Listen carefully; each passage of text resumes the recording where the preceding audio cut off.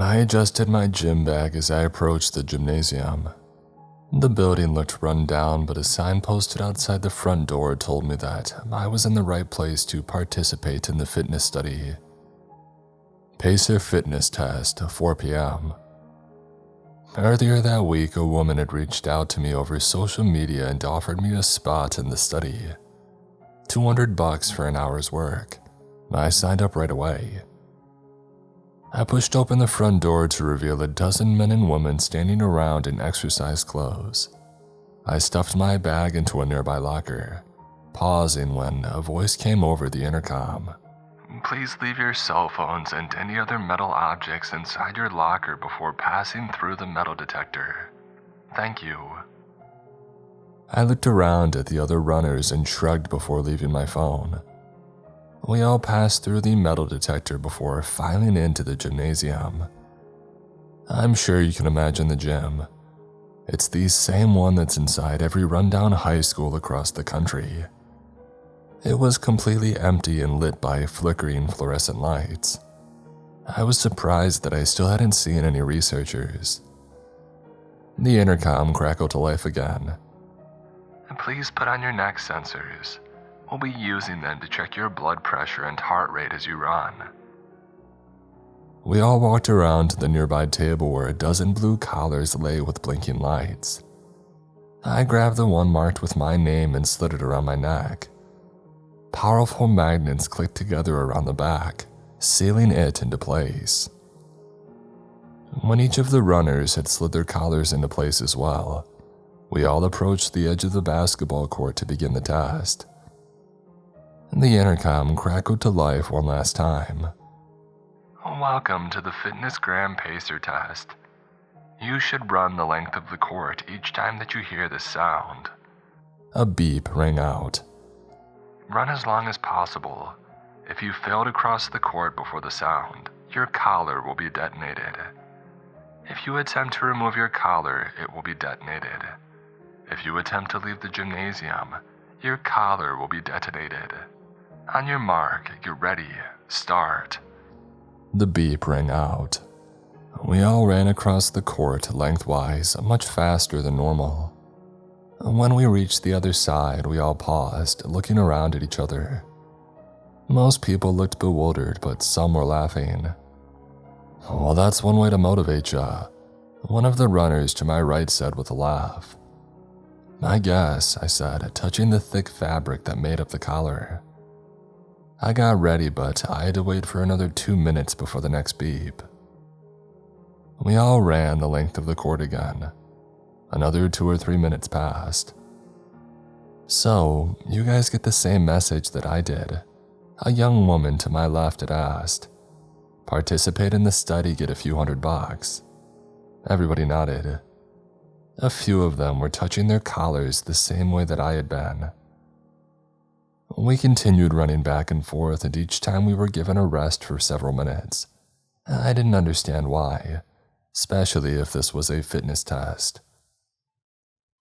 After an hour of running back and forth, one of the older runners shook his head. I don't like this. Even if it's a joke, why say that? Your collar will detonate. He grabbed at his collar. I don't think it's funny, not one bit. He yanked down on his collar. A loud explosion rocked around the gymnasium as his headless body crumpled to the floor. We all immediately took off again. When I reached the other side, I turned to stare at his corpse in wordless horror. I spent the next hour running back and forth and talking with the other runners about ways to escape. We were still being given a few minutes of rest after every lap, but I was scared that it would start shortening soon. The young woman who had spoken earlier began crying as we crossed back towards the man's body. What sick freak has set up this situation? She asked. When we reached the other side, I walked over to her to try and give what comfort that I could. Hey, I'm Chris. She looked up at me, wiping her eyes. I'm Jane, she said. Why would anyone? She trailed off, shaking her head. I turned to the other runners as we crossed. "Does anybody have family waiting for them?" I asked. "We can go get our phones, but maybe somebody will come looking for us." They all shook their heads. Apparently, we all had one thing in common. We lived alone. The second person died 2 hours later. He had waited too long to begin crossing the court and was complaining of a cramp in his side. He had almost reached us when the chirp sounded out. I turned away as we were showered with a fine mist of his blood. From then on, our rest time continued to shorten. Soon, we only had a minute to rest before another chirp ran out. I could tell that some of the runners were losing their breath, that they were pushing themselves too hard. I found myself running beside the young woman Jane, who I had tried comforting earlier. "Hey," she said, her voice trembling.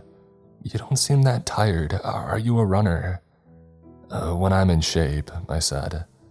"Well, can you pace me?" she asked. "I can feel my energy running." She cut herself off. "No problem," I said. "Just run beside me."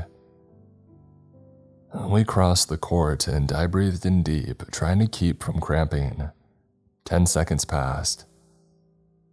The other runners let out a collective gasp at the shortened rest time. I took off again with Jane running beside me. Half of the runners were still at mid-court when the beep came. The rapid explosions nearly deafened me. We took off again, doing our best to avoid the slippery puddles of blood that now littered the court like landmines.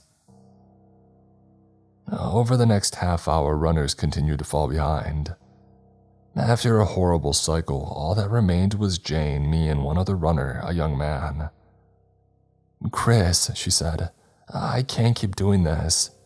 She turned to the intercom. "Please, please let us go." The only answer was another beep. We took off again, only barely reaching the other side. I threw Jane's arm over my shoulder and ran together with her, reaching the other side just as another beep sounded out. I turned to the other runner when we had reached the other side. "You gotta help us," I said. He didn't even look at me. Halfway across the court, Jane threw my arm off and pushed me forward, and then she fell to the ground. I paused for a second and then continued on, alone. I looked away, but the explosion was undeniable. I set my jaw and crossed the court. Sweat poured off my forehead in thick droplets. My breath was coming in ragged gasps, and I knew that I didn't have much left in me. When I shot a look at the last remaining runner, I would have been pleased to see that he looked to be in an even worse state than I was, if he wasn't staring at me with a murderous expression. We crossed the court and I noticed that he was closer to me than he had been before. He launched himself at me and I dodged, slipping in the pool of blood. His fingernails clawed at my arm, but his foot hit the same pool of blood. I pulled him hard, knocking him off his feet, and then I sprinted for the end. He got to his feet and began running at me. I thought that he was going to make it. I thought that he was going to grab me again. But then a beep sounded out. His furious expression was reduced to a mist of bone and blood just a few inches away from the finish line. I turned away and I vomited onto the floor. The intercom crackled to life. "Thank you for participating in the Pacer fitness test. You'll find your prize in locker 47. My collar chirped and then fell to the ground. When I had taken a few steps away from the collar, I collapsed onto the floor, my face wet and sticky with blood. I rested there for a few minutes, waiting for the pain and throbbing in my legs to become bearable. When I got to my feet, I walked into the locker room and immediately called the police on my cell phone. I don't know what was waiting for me in locker 47, and I have no desire to find out.